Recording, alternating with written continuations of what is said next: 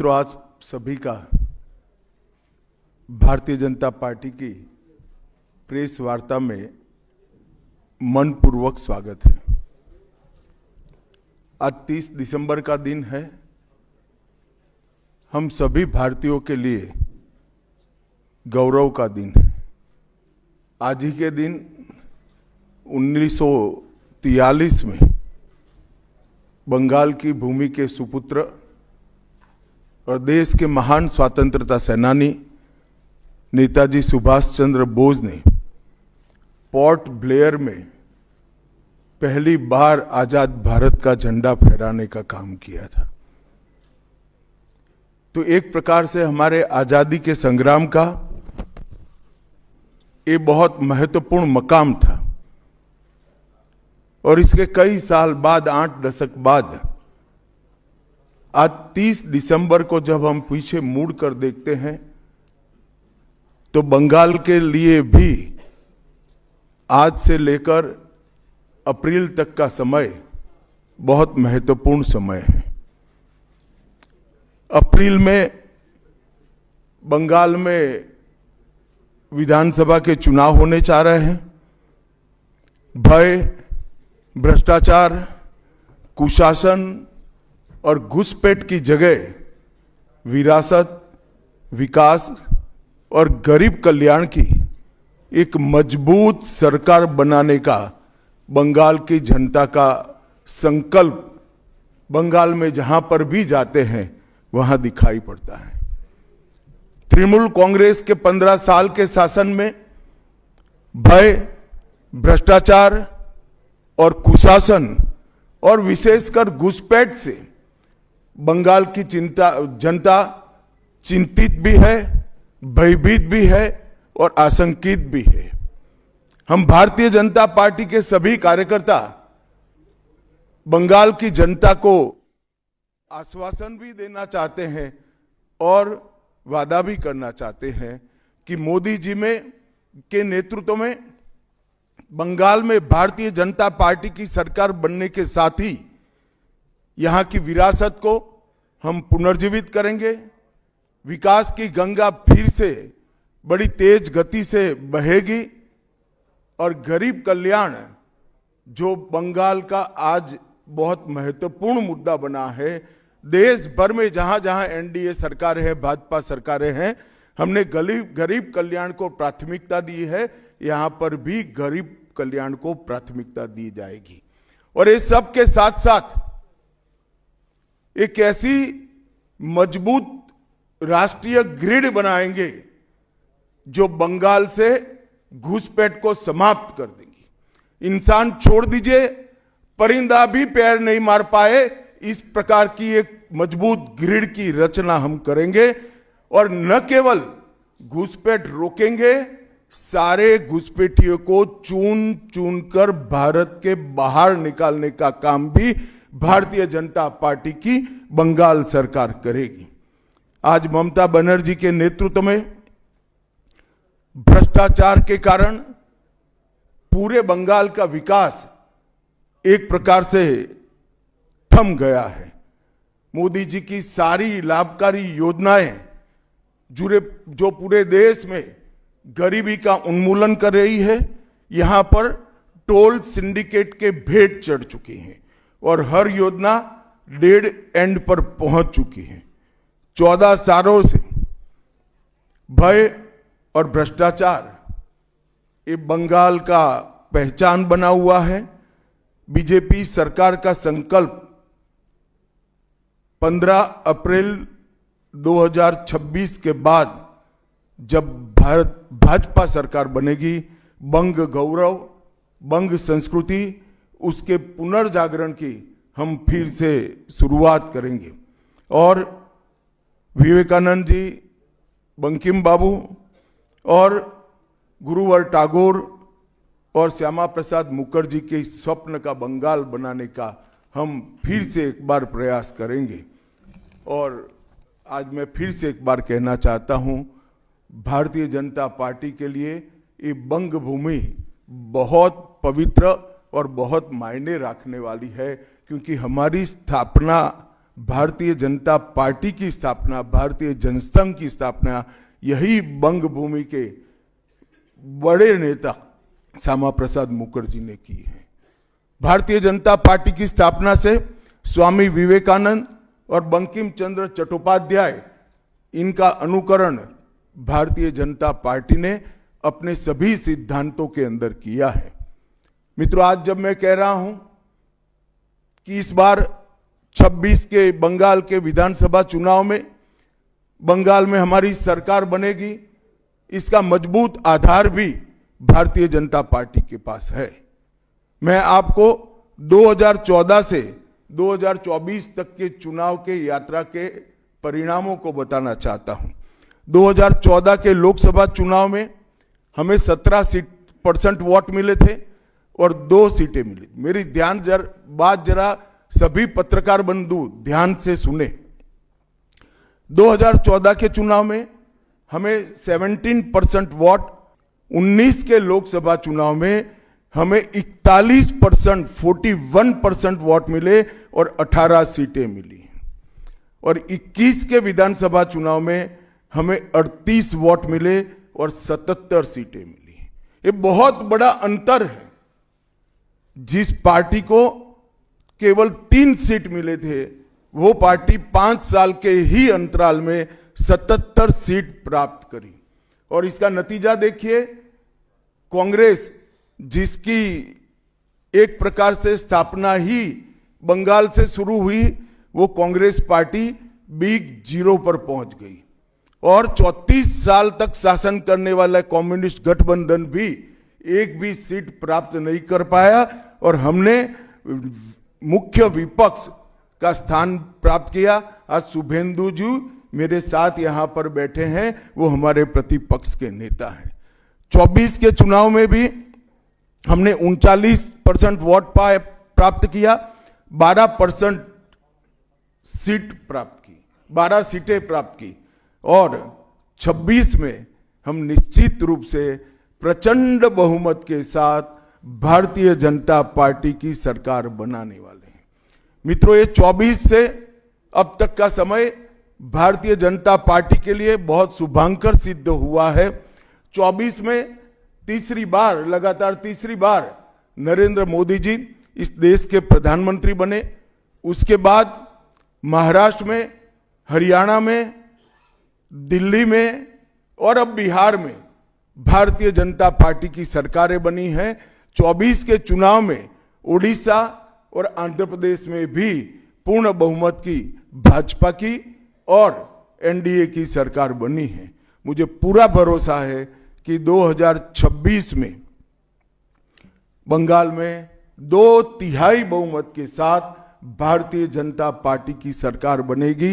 ये बंगाल की जनता तय कर बैठी है। मित्रों, जहां पर भी बंगाल में जाते हैं, पूरे बंगाल की जनता घुसपैठियों से त्रस्त है। क्या कोई राज्य सरकार ऐसी हो सकती है जो घुसपैठियों की पनाहगाह अपने राज्य को बना दे? राष्ट्रीय सुरक्षा पर कितना बड़ा खतरा है, इसका जवाब बंगाल की मुख्यमंत्री ने बंगाल के चुनाव में दे। घुसपैठ रोकने के लिए उनके पास क्या योजना है? आर्टिकल 370 हटता है, वो विरोध करती है। सीएए लाकर बंगाल के शरणार्थियों को नागरिकता देने का हम कार्यक्रम करते हैं, वो विरोध करती हैं। और वो ठीकरा फोड़ते हैं कि बीएसएफ है, वो रोक नहीं रही है। ममता जी, मैं आज आपको इस सार्वजनिक प्रेस वार्ता में पूछना चाहता हूं कि कौन सी सरकार है बांग्लादेश की पूरी सीमा पर जो वाड़बंदी करने के लिए, बॉर्डर पर फेंसिंग करने के लिए जमीन नहीं देती है? अगर आप जवाब न दे पाए तो मैं ही देता हूं। आपकी ही सरकार है जो जमीन नहीं देती है, जिसके कारण फेंसिंग का काम समाप्त नहीं होता है। फिर भी भौगोलिक रूप से कठिन सीमा पर से कोई घुस कर आता है तो कहां जाता है? सबसे पहले बंगाल के गांव में जाता है। आपका पटवारी क्या कर रहा है? आपका थाना क्या कर रहा है? क्यों इसको अरेस्ट नहीं किया जाता? क्यों उस पर केस दर्ज नहीं होता? क्यों इसको वापस भेजा नहीं जाता? जवाब है कि आपके पास? क्या बंगाल की मुख्यमंत्री जवाब दे सकती है कि असम में घुसपैठ क्यों बंद हो गई, त्रिपुरा में घुसपैठ क्यों बंद हो गई, गुजरात और राजस्थान की बॉर्डर पर घुसपैठ क्यों नहीं होती है, पंजाब की बॉर्डर पर घुसपैठ क्यों नहीं होती है, कश्मीर की बॉर्डर पर घुसपैठ क्यों नहीं होती है, सिर्फ बंगाल में क्यों होती है?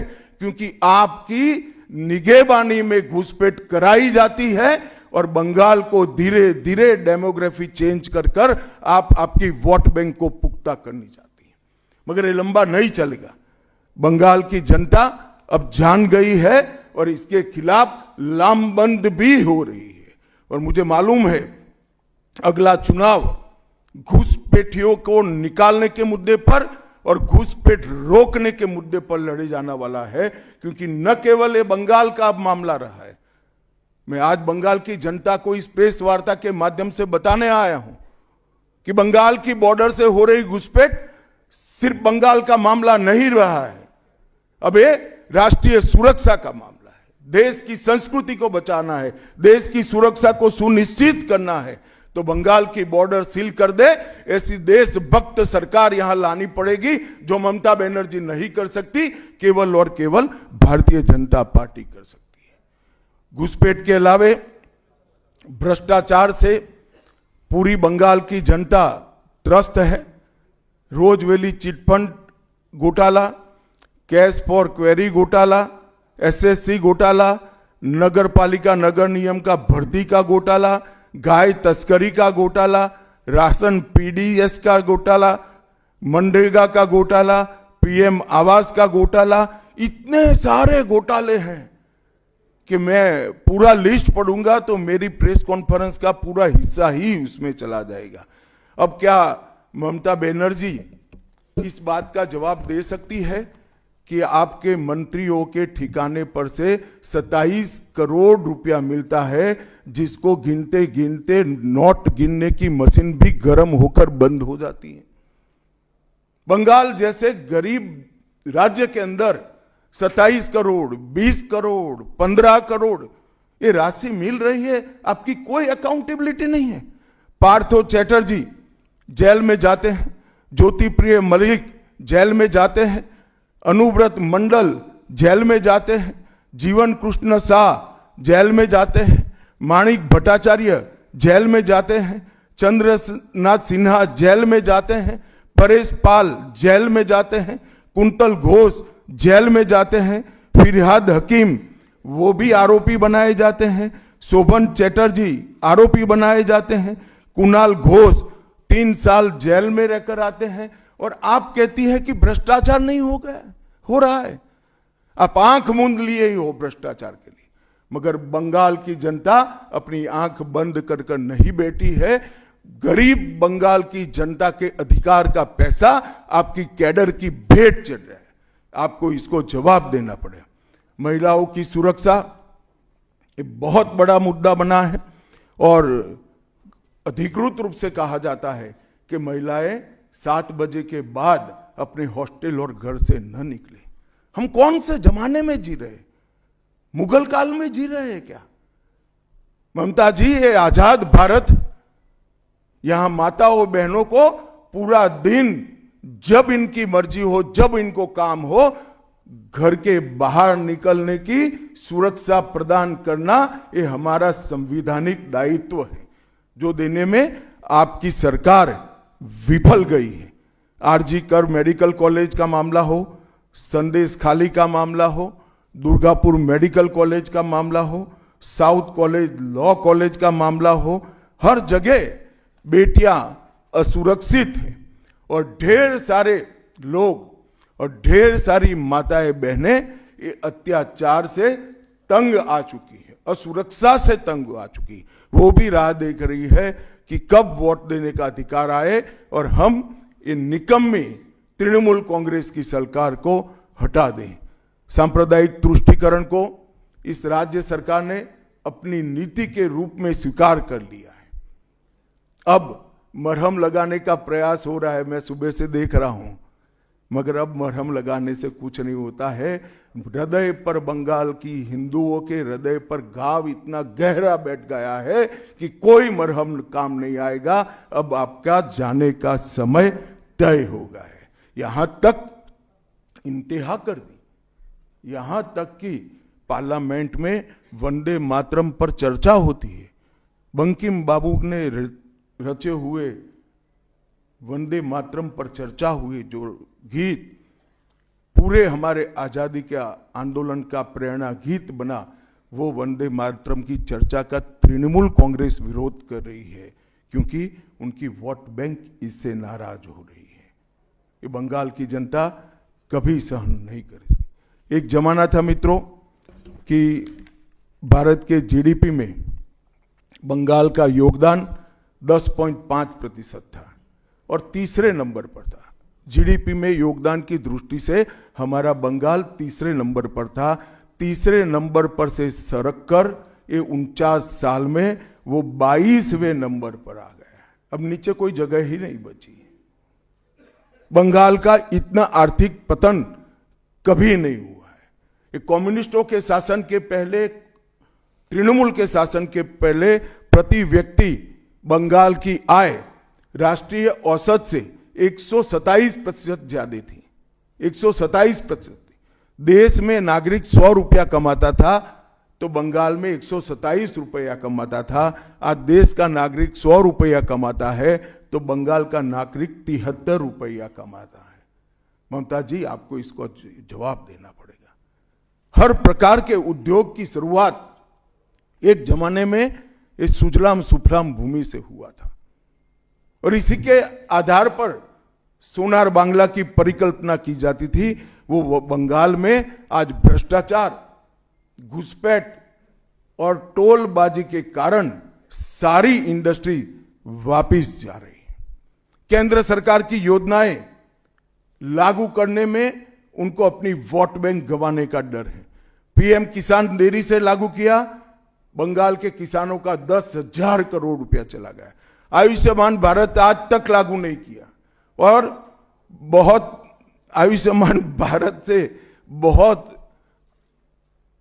एक प्रकार से कमियां वाली स्वास्थ्य साथी की स्कीम लागू की है।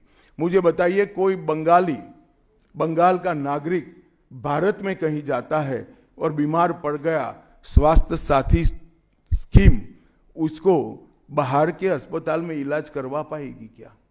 नहीं करवा पाएगी। क्या गुनाह किया है बंगाल के गरीबों ने? देश भर के गरीबों को 5 लाख तक की पूरे स्वास्थ्य की गारंटी मिल रही है। अरे कई राज्यों ने किया कि केंद्र 5 लाख दे रहा है, उन्होंने और 5 लाख जोड़ दिए। आप केंद्र के 5 लाख इसलिए स्वीकार नहीं करना चाहते हो कि नरेंद्र मोदी से आपको डर है। डर तो ठीक ही है, क्योंकि मोदी जी की लोकप्रियता बंगाल में दिन प्रतिदिन बढ़ती है, मगर इसके कारण गरीबों का आप नुकसान कर रही हो। वो बंगाल के गरीब जरूर। हिंसा और प्रतिशोध की राजनीति, पूरा देश ऐसी आशा करता था कि यहां से कम्युनिस्ट जाने के बाद हिंसा और प्रतिशोध की राजनीति समाप्त हो जाएगी, मगर हुआ उल्टा। इन्होंने तो कम्युनिस्टों को भी अच्छा कहला दिया। मित्रों, अब तक 300 से अधिक भारतीय जनता पार्टी के कार्यकर्ता मारे गए हैं। 21 के चुनाव के बाद लगभग 3000 कार्यकर्ता विस्थापित बनकर आज भी अपने गांव में नहीं लौटे हैं। उनको दबाव बनाया जाता है कि आप तृणमूल का झंडा उठाओ तभी गांवों को रहने देंगे। क्या ये स्वस्थ लोकतंत्र की निशानी है? कोई व्यक्ति अपने किसी राजनीतिक दल में काम करना है, वो स्वतंत्र रूप से तय नहीं कर पाएगा। वो ममता जी मुख्यमंत्री की चैम्बर से तय करेगी क्या? ममता जी, जितना भी प्रताड़ना करना हो करो, बंगाल की जनता अब तय कर कर बैठी है। इन्होंने भाजपा के कार्यकर्ताओं को हर तरह से प्रताड़ित किया, यहां तक कि महिलाओं पर बलात्कार भी किए गए। मैं अपना रिपोर्ट नहीं दे रहा हूं, नेशनल ह्यूमन राइट कमीशन का रिपोर्ट है।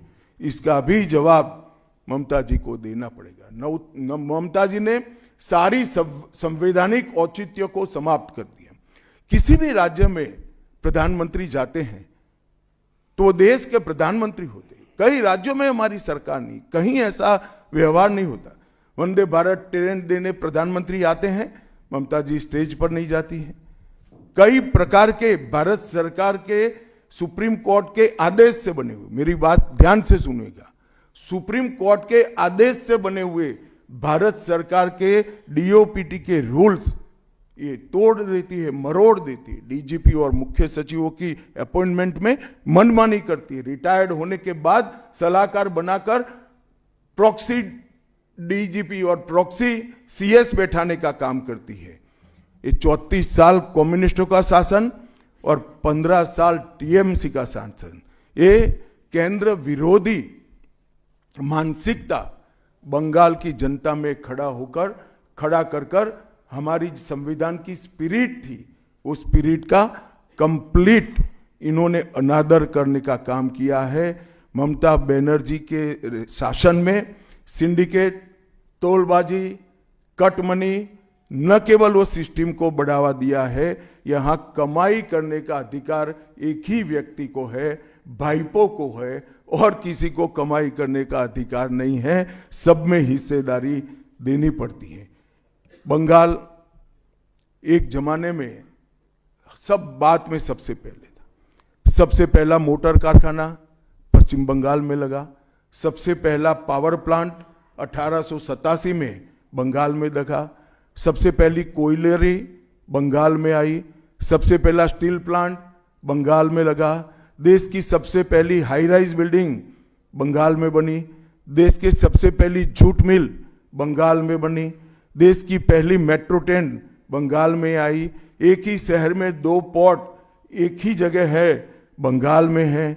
और देश की सबसे पहली आधुनिक यूनिवर्सिटी कलकत्ता यूनिवर्सिटी भी बंगाल में बनी। और विश्व प्रसिद्ध विश्व भारती यूनिवर्सिटी भी, जिसने भारतीय शिक्षा के कंसेप्ट को जमीन पर उतारा, वो भी बंगाल में बनी। मगर ममता जी, आप गौरव मत करिएगा, इसमें से कुछ आपके समय में नहीं हुआ है। ये जो करने वाले थे, उनके पूरे रिदम को, इनकी लय को, बंगाल की विकास की गति को तोड़ने का आप काम करें।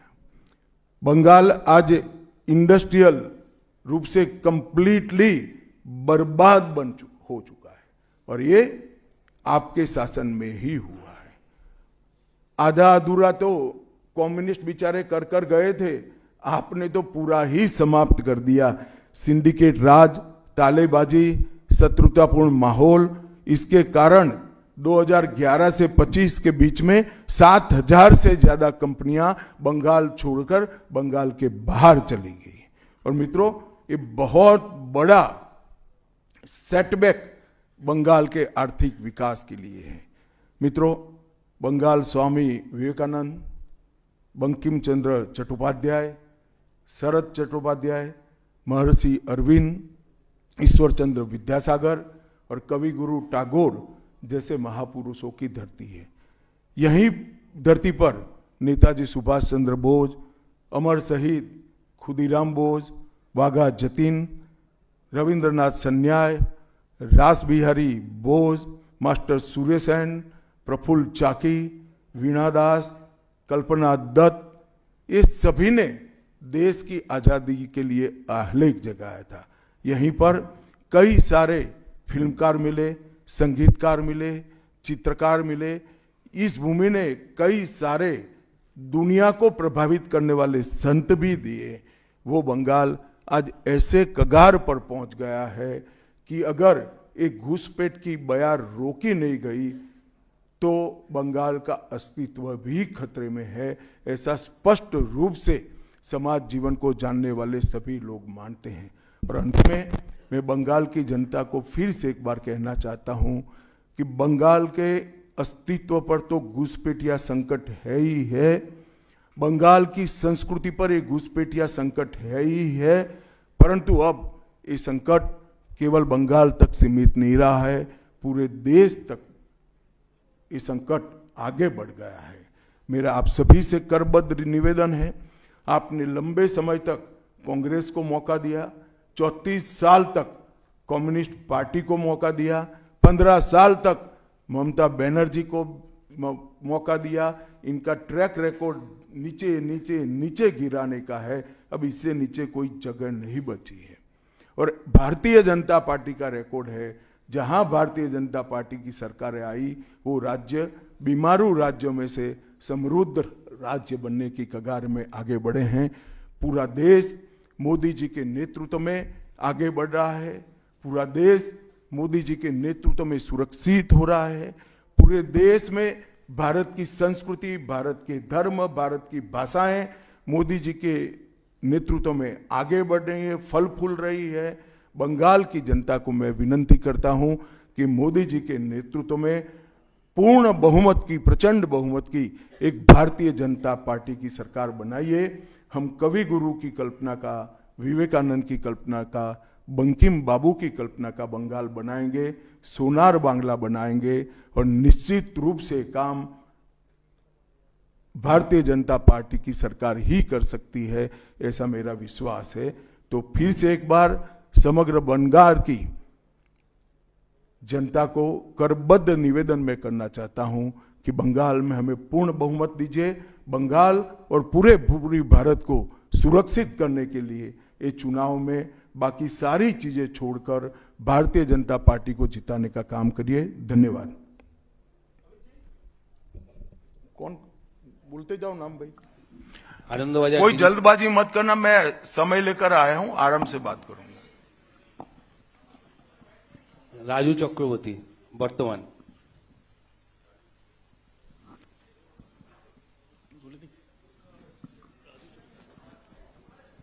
चलो भाई दूसरे कोई खड़े हो जाओ। गृहमंत्री जी नमस्कार, राजू चक्रवर्ती वर्तमान। मेरा दो प्रश्न है। एक करो। अच्छा, 2014 के बाद आप जब पार्टी और एडमिनिस्ट्रेशन में बहुत सारे संस्कार लाए, 75 साल के बाद कोई भी लीडर या फिर मंत्री हो उसको मार्गदर्शक के भूमिका में जाना पड़ता है। तो आपको क्या लगता है अभी हाईएस्ट लेवल पे जो भी है पार्टी या फिर एडमिनिस्ट्रेशन में, वो 75 साल हो गया, उसको अपने आप वानप्रस्थ में जाना चाहिए? चलिए मैं बुलाकर आपको बताऊंगा। तुम बंगाल की चिंता करो भैया, मेरी पार्टी की क्यों चिंता कर रहे हो?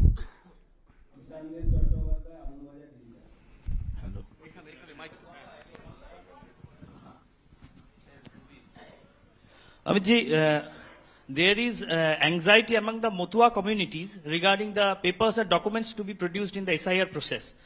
And would you like to consider anything so that they can get rid of their anxiety?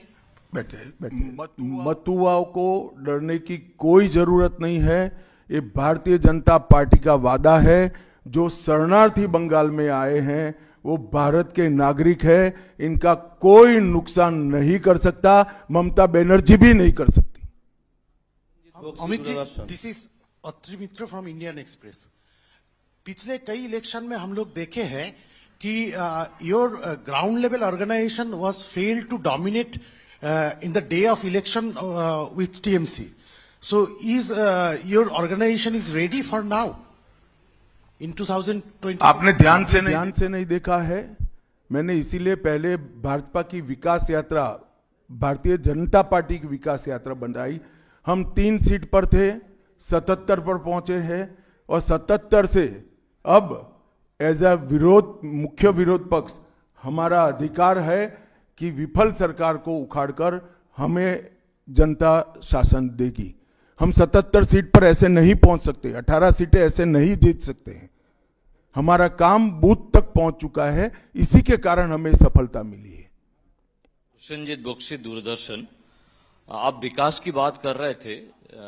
हम अलग अलग शहर में जब मेट्रो की बात करते हैं तो हम मेट्रो की सूचना, घोषणा देखते हैं और बाद में 2-3 महीने बाद मेट्रो चढ़ते हैं।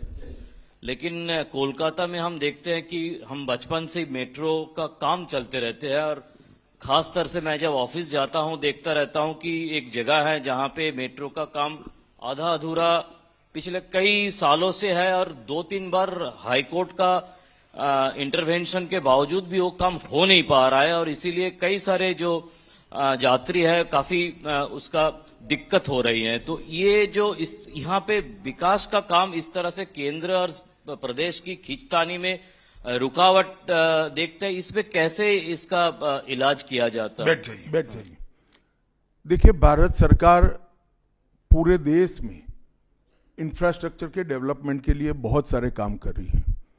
अगर भारत सरकार का पक्षपाती कामकाज का तरीका होता तो वो तमिलनाडु को भी अप्लाई हो सकता था, तेलंगाना को भी अप्लाई हो सकता था और हर राज्य को अप्लाई हो सकता था।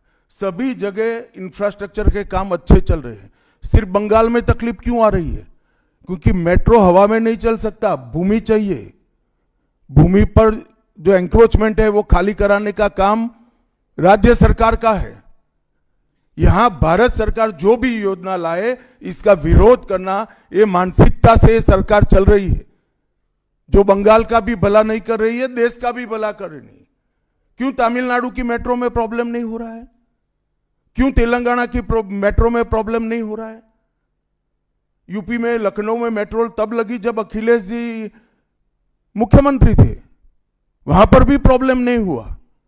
मेरा तो आपसे आग्रह है, इतने अभ्यासु पत्रकार हो, कुछ पत्रकारों का संघ बनाकर इसके डेप्थ में जाकर व्हाइट पेपर बाहर निकालो कि सारी योजनाएं क्यों अटक गई है, तो आपको मूल कारण मालूम पड़ जाएगा। एबीपी।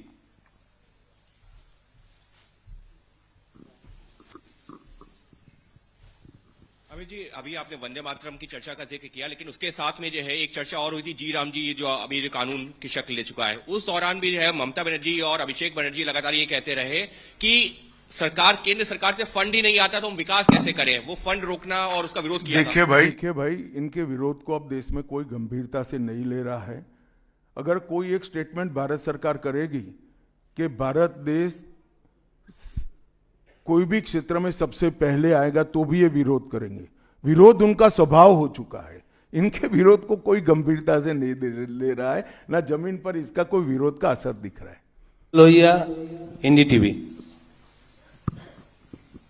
गृहमंत्री जी नमस्कार। पहला सवाल यह है कि कई ऐसी केंद्र की स्कीम्स आती हैं जिनको बंगाल में इम्प्लीमेंट नहीं किया जाता है। कहा जाता है कि केंद्र कोऑपरेट नहीं कर रहा है और ये भी कहा जा रहा है कि अगर भारतीय जनता पार्टी की सरकार आई बंगाल में तो जो तृणमूल कांग्रेस की कल्याणकारी स्कीम्स हैं उन्हें रोक दिया जाएगा। आप कैसे देखते हैं इसको? देखिए, मैं बंगाल की जनता को ये अपप्रचार चल रहा है, इससे स्पष्ट रूप से भारतीय जनता पार्टी की ओर से कहना चाहता हूं कि भारतीय जनता पार्टी की सरकार बनने के बाद अभी की जो सरकार जो स्कीमों के नाम से जो कुछ भी चला रही है, एक भी स्कीम बंद नहीं होगा और हमारे घोषणा पत्र में हम जितने भी स्कीमें करेंगे उसको जमीन पर उतारेंगे। ये हमारा रिकॉर्ड है, ट्रैक रिकॉर्ड है, देश भर में है। उज्जवल राय, एएनआई। सर, आपने सबसे पहले ही घुसपैठियों की बात की है, जो सबसे बड़ा मुद्दा देश के लिए भी है और खासकर पश्चिम बंगाल जिस तरह से बांग्लादेश का अभी मौजूदा हालात है उसको देखते हुए। लेकिन जो सवाल आपने किया है उस पे प्रतिक्रिया ये मिलती है कि बीएसएफ तो केंद्र के अधीन है, आखिर ये विरोधाभास तुम कहां भाभी जी को याद करते थे? मैंने पहले ही जवाब दे दिया। बीएसएफ जब तक फेंसिंग नहीं होती है तब तक बीएसएफ सुरक्षा नहीं कर सकती है। बीएसएफ को भूमि देनी पड़ेगी फेंसिंग के लिए भारत सरकार को। मेरे स्तर पर मैंने 7 पत्र लिखे ममता बनर्जी को। ये 6 साल के अंदर 3 बार गृह सचिव यहां कर मीटिंग कर गए चीफ सेक्रेटरी से। मैं पूछना चाहता हूं तृणमूल कांग्रेस की सरकार को, जमीन देने में क्या डर है? कि आपकी कोई रिस्पॉन्सिबिलिटी नहीं है या आप घुसपैठ होने देना चाहते हो? और फिर भी नदी नाले जंगल कहीं से कोई घुसपैठिया आ जाता है, कहां आता है? सबसे पहले गांव के थाने और पटवारी के बगैर कोई रह सकता है? इसके डॉक्यूमेंट कौन बना रहा है? बंगाल सरकार बना रही है। देश भर से जो घुसपैठिए पकड़े जा रहे हैं, इनके पास से बंगाल के डॉक्यूमेंट, फर्जी डॉक्यूमेंट पकड़े जाते हैं। उन्होंने घुसपैठियों को अपनी वोट बैंक मजबूत करने के लिए राज्य सरकार की नीति के रूप में स्वीकार कर लिया है। इसलिए मैं कहता हूं कि तृणमूल कांग्रेस घुसपैठ नहीं रोक सकती। बंगाल की डेमोग्राफी खतरनाक तरीके से बदल रही है और आने वाला समय बहुत चिंताजनक है। 2026 के चुनाव से पहले बंगाल में मंदिर मस्जिद की राजनीति शुरू हुई है। आपको पता होगा मुर्शिदाबाद में बाबरी मस्जिद का। एक मिनट, मंदिर और मस्जिद दोनों की राजनीति कौन कर रहा है? एक तृणमूल से निकले हुए एमएलए कर रहे हैं और एक तृणमूल कांग्रेस कर रही है। तो सवाल का एड्रेस गलत है, सवाल तो सही है। निर्माण से बंगाल और भारत में शांति का माहौल बिगड़ सकता है। देखिए, चुनाव के वक्त ये सब करने की परंपरा कितनी उचित है वो बंगाल की जनता को तय करना पड़ेगा, मगर मुद्दा यहां तक सीमित नहीं हुआ है। युवाओं की रोजगारी का है, महिलाओं की सुरक्षा का है, घुसपैठ का मुद्दा है, भ्रष्टाचार का मुद्दा है, इंडस्ट्रीज के पलायन का मुद्दा है, गिरते जा रहे इंफ्रास्ट्रक्चर के स्तर का मुद्दा है। ढेर सारे मुद्दे हुए, कहीं से बच नहीं सकते।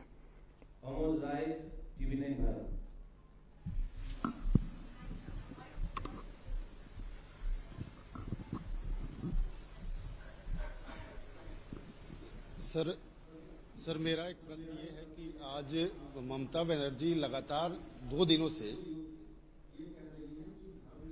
का एक अपना स्वभाव है, लेकिन उनपे जो है तुष्टीकरण का आरोप लगाया जा रहा है और लगातार वो पहले भी मंदिर एक बनवाई है अभी उड़ीसा के तर्ज पे, और दूसरा एक और घोषणा उन्होंने कर दिया महाकाल मंदिर बनाने का। तो चुनाव की दृष्टि से क्या आपको लगता है कि इसका मैं तो भाई किसी भी कारण से मंदिर बनाती है इसका स्वागत करता हूं, मगर बहुत देरी कर दी है उन्होंने।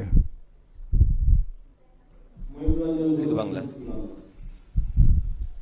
अमित जी, एक सवाल बार बार एक नैरेटिव फैला जाता है टीएमसी और लेफ्ट के तरफ से कि बंगाल में जितना भी काम कर ले बीजेपी कार्यकर्ता, ऊपर कुछ सेटिंग वगैरह है तो अमित शाह जी और नरेंद्र मोदी जीतना नहीं चाहते। आज पूछता है बंगाल, जवाब चाहे बांग्ला, आप लोग बंगाल को जीतना चाहते हैं? कितना सीरियस है सेंट्रल बीजेपी? देखिए भाई, मैं यहां आकर प्रेस कर रहा हूं। मोदी जी अभी थोड़े दिन पहले सभा करने के लिए आने के लिए निकले थे, जा नहीं पाए। अब ममता बनर्जी कह रही कि हम उनके साथ हैं। अगर उनको ये भ्रांति फैलानी है तो फैलाएं। भारतीय जनता पार्टी का कोई नेता घुसपैठियों को आश्रय देने वाले के साथ नहीं रह सकता। ये भारतीय जनता पार्टी का सिद्धांत है और हम सब भारतीय जनता पार्टी के कार्यकर्ता से लेके मोदी जी तक कटिबद्ध है कि मूल समेत तृणमूल कांग्रेस की सरकार को हम उखाड़ कर फेंक देंगे।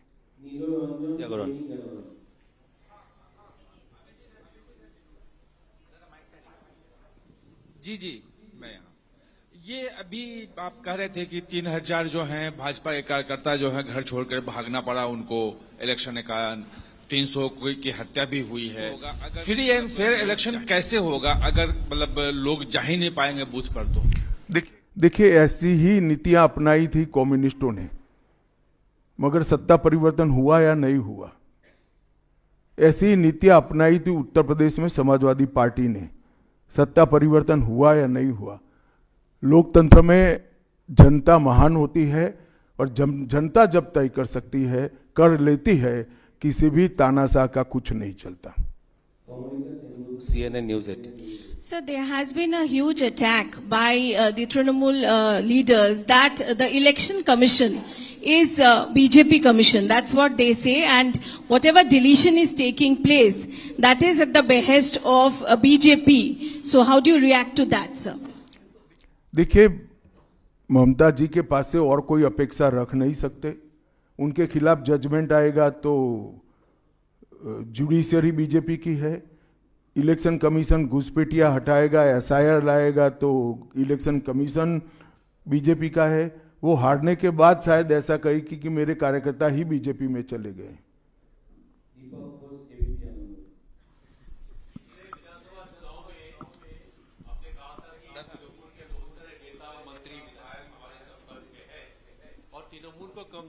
मैंने नहीं कहा भैया, ऐसा कभी नहीं कहा। हाँ, आए ही है।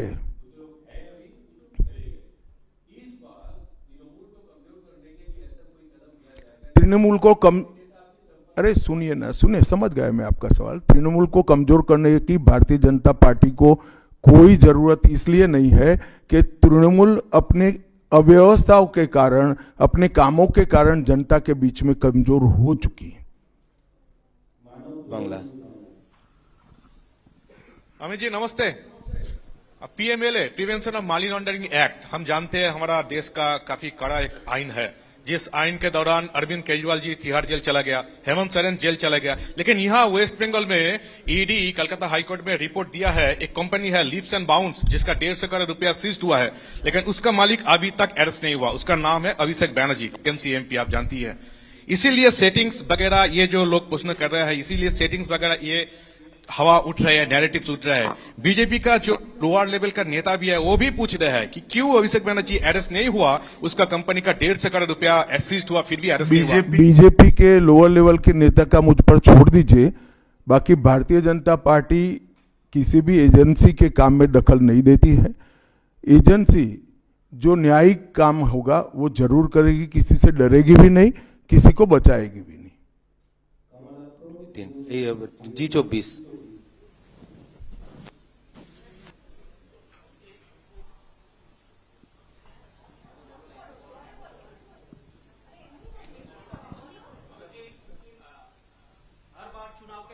जब बंगाल आते हैं, अब तक एक टारगेट देते हैं बीजेपी लीडर और सभी को, तो इस साल 26 के चुनाव के पहले सुने नहीं, मैं कहा 2/3 बहुमत के साथ सरकार बनाएंगे, 2/3 मेजोरिटी के साथ सरकार बनाएंगे, तो टारगेट हो ही गया। चलिए धन्यवाद। अब सवाल फैब्रिकेट हो रहे हैं।